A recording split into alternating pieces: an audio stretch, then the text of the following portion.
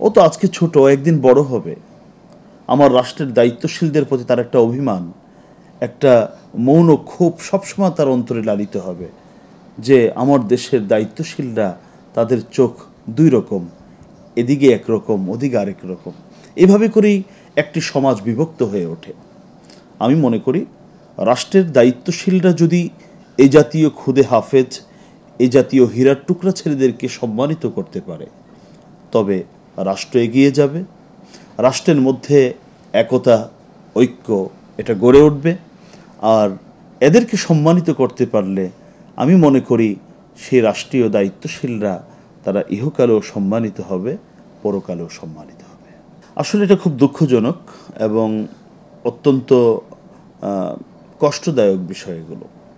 দেখুন, আমি বাংলাদেশের যখনই কোনো অর্জন যে ক্ষেত্রেই আসুক না কেন, এটা ক্রীড়াঙ্গন থেকে আসুক অথবা সংস্কৃতির অন্য কোনো জায়গা থেকে আসুক অথবা এই কোরআনের করিমের মাধ্যমে আসুক, অর্জনটা যখন ওখানে আসে এবং ওই দেশে যখন এই ঘোষণাটা হয়, তখন কিন্তু কোনো ব্যক্তি অথবা প্রতিষ্ঠান, ওখানে আমার মার্কাজু ফাইজুল কোরআন আর ইসলামীর নাম কেউ বলেনি। সেখানে বলেছে আনাস মাহফুজ মিন জামহুরিয়াতে বাংলাদেশ, ও বাংলাদেশি, অর্থাৎ ওখানে বাংলাদেশকে ও উপস্থাপন করেছে।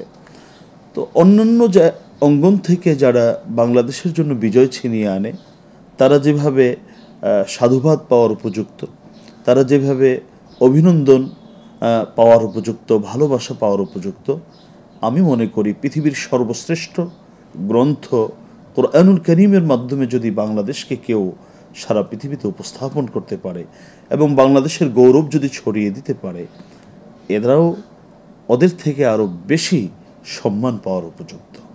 তবে দুর্ভাগ্য আমাদের যে দীর্ঘদিন যাবৎ এই বৈষম্য চলে আসছে। মনে করেছিলাম যে এবার মনে হয় এই বৈষম্যটুকু আর থাকবে না, কিন্তু অত্যন্ত পরিতাপের বিষয় হলো এখনও এই বৈষম্য আমার কাছে মনে হয় রয়েই গেছে।